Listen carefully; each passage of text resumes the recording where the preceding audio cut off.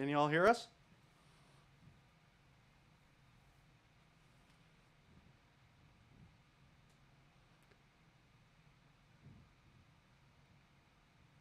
Let me see, I might not have, excuse me.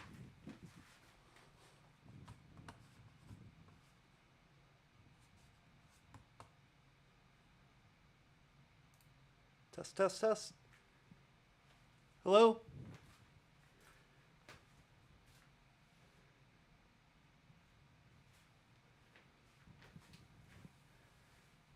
Hello, folks in the chat. Can you hear us? That's my son. Yeah, I guess I need to type.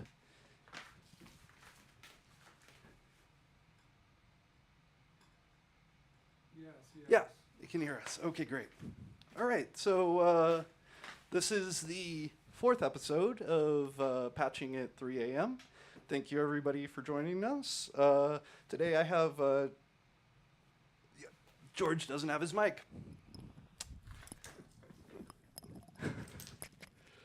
Sorry about that. Go on. Scratch, scratch, scratch. George Carr is here, also known as DMAXWL, and he's going to do a bit of a performance for us. Say hello, George. Hey. Ready to Yeah. make some noise? Whenever you're ready. All right, let's get started.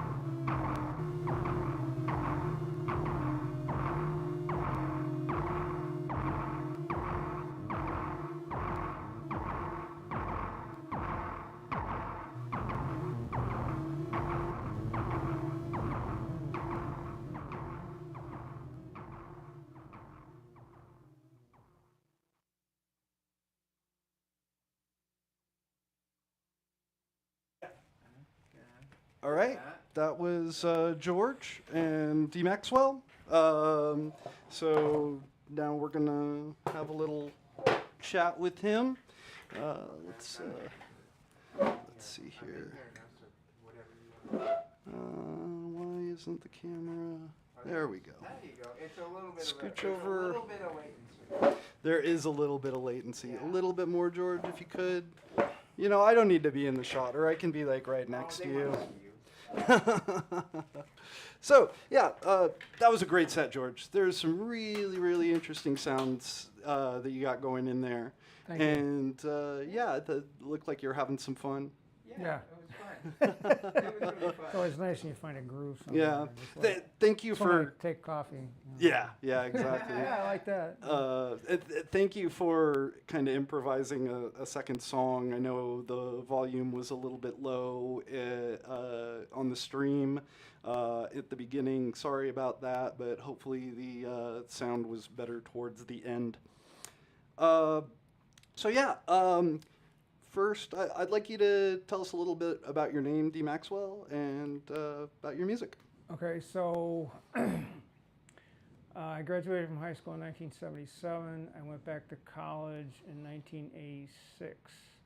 While I was in college, I took one poetry class, but I was doing a lot of poetry writing, and I came up with a nom de plume to use as a poet, and that was Donald Maxwell. Oh, okay. So when I started getting into writing music and things like that, well, let me just shorten that and take some of the vowels out of it. And that made a good abstract And electronic music name. Yeah, Exactly. no, that's great. So That's great. It kind of fit the whole kit and caboodle kind of thing. So I've heard you talk in the past about early memories of sounds and like environmental sounds and how that's kind of influenced the way you approach making music. And I'd like you to say a little more about that. So when I'm in my mid-60s, so when I think back on my entire life, it amazes me now that I'm more intensely into music making than I have ever been, how much of my memories are based around sound. And the earliest sounds I remember like being attracted to were sleeping at night in the summer with the windows open. My parents' house had no air conditioning, and hearing the freight train boxcars slamming into each other across I lived in a small town, had a river, well, it was two towns with a river between them, and the railroad yards were right on the other side of the river. And in the middle of the night, when everything else was quiet, they would slam together, and you could hear them echoing off the river, and it enthralled me. I was like, wow, I got to hear more of that. That was cool. Yeah. Those are some complex sounds, especially if It it's was really, reverberating I used to sit up around. and I would wake up and that was the first thing I would do. I would listen and see, okay, are there any freight cars? And I'd hear something. Yeah, I'm going to sit here and listen. Yeah. So, I can totally relate to that. And so do you use kind of the mechanical rhythms and kind of the like naturally occurring rhythms to kind of influence the way you're working with your equipment? Yeah, well, that's why, irregular rhythms and things that kind of go in and out, I think appeal to me because, like I said, all my memories seem to be, I spent a lot of time hitchhiking on the road, and, the swishing by of cars and trucks and different types of vehicles was not a regular, sometimes it was fairly regular, but sometimes it was very irregular. And you just get used to that kind of irregular rhythm. Yeah. Sometimes you're walking to it, sometimes you're standing there, and sometimes you're laying down on the side of the road trying to go to sleep. But yeah, so I'm sure that plays a part. Absolutely, I can totally relate to that. The how the irregular rhythms they still kind of have like an organic feeling to them, and and I the when stuff kind of falls into a more regular rhythm from being kind of more chaotic. I like that a lot, and I noticed that you're using Soma's Ornament 8 as to kind of trigger events, both with the MSF drop and your Lyra 4 over there. And can you talk a little bit about how you're using the Ornament 8 and how it kind of is good for those kind of rhythms? Well, because it's got 8 entirely independent cells, and you can hook them up in any way you want. And each one has like 3 or 4 different types of output. It's got a CV output. It's got like a trigger output. It's got more of a like gate output. I mean, they're named differently, but that's basically what they are. Yeah. And so you can hook those up to something else. They're designed to be hooked up to Soma instruments like the Lyra 4 over there. But one of the things I tend to do whenever I get a new module or a new piece of equipment is think, okay, I know what this is designed to do. What can I do with it that it wasn't designed to do? Yeah. And that's how I came up with the idea of, because I was just thinking about some new ideas, and I'm like, well, wait a minute, what if I tried to trigger things on the drop with the Ornament 8? Because then I could play with the rhythms however I wanted to. Sure. And I could throw, different modulations into its inputs. Because all of the patches that came with it were basically using, a clock divider to throw different time things into its own modulations. But if I mess all those up and control them from outside, then I get different kinds of sounds out of it. Yeah, and I know from my experience with the Ornament 8 that, when you get the different channels kind of interacting with each other, they can kind of, create surprising and, maybe not unpredictable, but like kind of weird rhythms. And the drop seems kind of like it has a similar DNA. Would you say so? That it's got a bunch of simpler cells that work together to... It's there's basically 2 areas of it, but they aren't totally separate. They influence each other. Sure. There's the noise section and the tone section. Yeah. And they, one can modulate the other, and they can affect each other. And then there's this master VCA that like just messes with everything. I love that kind of stuff, where it's like one macro control that just kind of gets everybody talking to everybody else, and it just increases the chaos. That's really cool. So I met you through the LA Synth Club, and I think we've got some other members of the LA Synth Club in the chat today. Say hello if you're here. But you want to talk a little bit about some of the stuff that you've or how you heard about LA Synth Club and how you got involved. How I heard about LA Synth Club was kind of a strange story, because I was so I took a class in modular synthesis, and there was a forum associated with the class where you could talk to other alumni and people that were taking the class at the same time. And after I'd been through the class and was still on the forums talking to people, I started thinking, gee, it'd be nice to meet up with some people in real life that are interested in this kind of music and this way of making music. And so I reached out to the forums, is there anybody here anywhere close to the LA area? Anybody? I live kind of north, but and I didn't get a lot of responses. One person did respond and tell me he was going to a meetup in Malibu, so I started going to that every week for a while. But I don't think I ever saw him there. He did show up at an LA Synth Club meeting eventually because I told him about that. But then I just started posting things like, come on guys, I live in 60 miles outside of Los Angeles. There's got to be something. You can't tell me there's no, there's no synth geeks in this part of the world. We just You're don't leave our cra- houses. You're you crazy. know? Right? You know.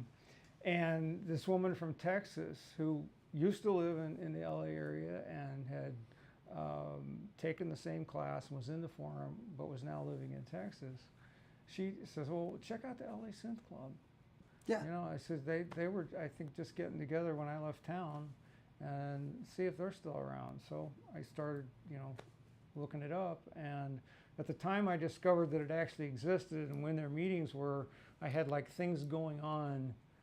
I was going to be out of the country for one, and something else, but it was going to be like 4 months before I got to go to a meeting. Mm-hmm. Mm-hmm.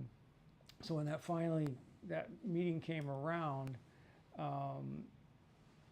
I went back in and looked it up again, and I'm like, yeah, it's the first Monday of the month. And then I started reading their forums, the Discord, and it turns out they had just had their first anniversary Mm-hmm. Mm-hmm. meetup, which was not on the regular meeting date, and I had been in town for that, but I missed it. Yeah, because yeah. I didn't look soon enough.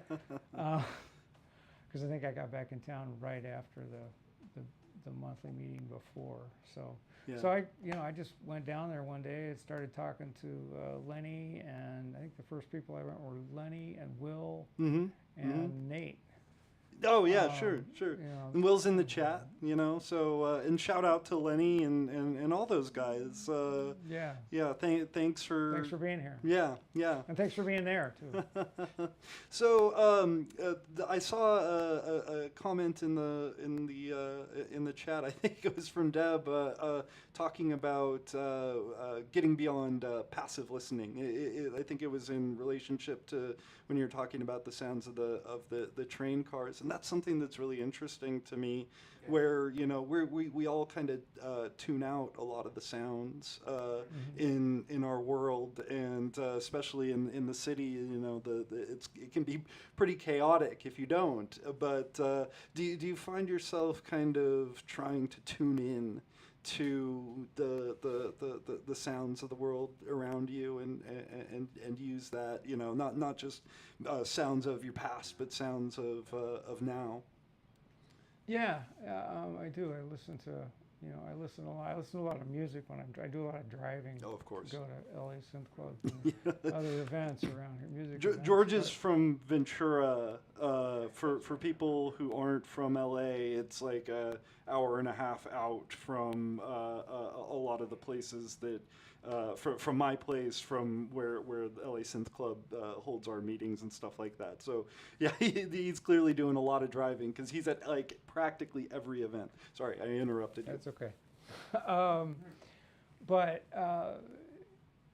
you know, my wife Susan, who I think is watching, was from Los Angeles. Mm-hmm. So we've been talking for, I don't know, 10, 15 years maybe, that when we retired, we would move out here. Sure. And because I've always wanted to live at the beach, I started going to the beach as a kid because my mother was from the East Coast. Mm-hmm. Mm-hmm. And I always wanted to live at the beach. So we did that. And to this day, and it's been that way since I was a kid, I just didn't get there very often. You know, my favorite place to be, my peaceful place where everything goes away and I'm just fine, is walking on the beach. Oh, I can. If I can hear the totally surf, relate. I'm at peace. Mm-hmm. That's all I need. I can Mhm. forget about everything else and just walk. Mm-hmm. Mm-hmm. Yeah. No, I And hear then you. you know, and I do that. There are mornings that I just get up and I say, hey, I'm going for a walk. And I just go out on the beach, walk a mile or half mile, whatever, Mm-hmm. down, and then go back on the road and come back. But that 15, 20 minutes out by the surf is all I need to just like start my day. And it's just Yeah. part of, because it's just the kind of thing you're talking about. It's repetitive.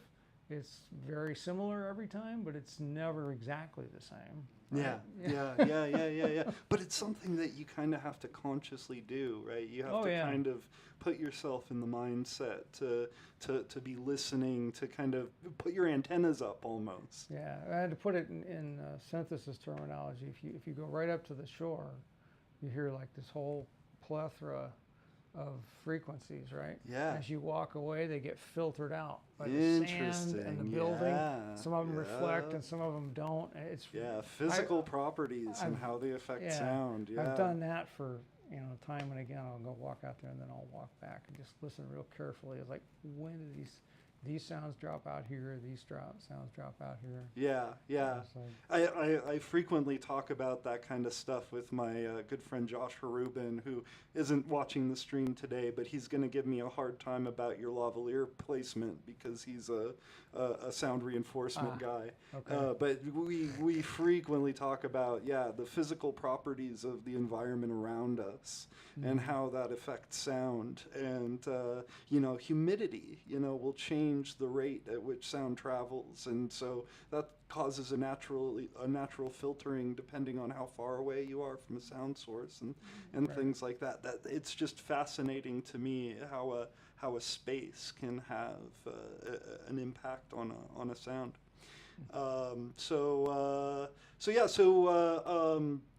What are you doing next? Do you have some more recordings that you're working on? Actually, more I did. live performances. I did 6 recordings of rehearsals of this set that I played, the first set I played. Great. So I've got those. Mm-hmm. I assume you recorded this. I did. Yeah. So I don't know. I may put those together and put that out. I did something a little while ago with a different setup where I did 7 recordings of it. I just was on a forum and I said, somebody give me a number between 5 and 15. And somebody said 7. I said, okay, I'll do 7. I'll do 7. All right. No, hey, you have a very spontaneous way of approaching music. I've noticed and I think you've said before that you approach life that way. And I think that's why this form of making music works so much better for me than the traditional kind ever did. I mean, I played Yeah. a couple rock bands in high school, and that where you're just trying to meticulously replicate something someone else has done, Sure. Yeah. and it's always got to be the same, and it's always got to be And all due Yeah. respect for people who do that. Dude, You know, it's like, it's I have a totally really good skill. friend that is Yeah. very good at it. Yeah, Um, yeah. he But does I covers totally all hear the you time, when it but comes to. it doesn't work for me. Yeah, I yeah. can't. I I can't. totally relate to that. I think I've learned other 2 or 3 of another person's song in my whole life, Yeah. and I probably couldn't play them again if you asked me to. But no, you know what? It's been great talking to you, George. I really appreciated you coming out and performing for us. We're going to be doing more performances with guest performers. For the next episode, I'm going to demonstrate some integrating modular synths with Bitwig, but the episode after that, we're going to feature Mark Laidlaw, who's also with the LA Synth Club, and we're going to have a lot of fun with that. You can see that I started making merch. I've started making some t-shirts, and I've got stickers, and so I'll be selling them through the Bandcamp page, and I will also have a new release coming towards the end of the month that I'm really excited about sharing with all you guys. But I think that's all we got. Thanks again, George. Thanks for Deb holding down the audio and production side of things. And thank you for having me. oh, George, it was a pleasure. It was a pleasure. All right, have a great one. Take care, everybody.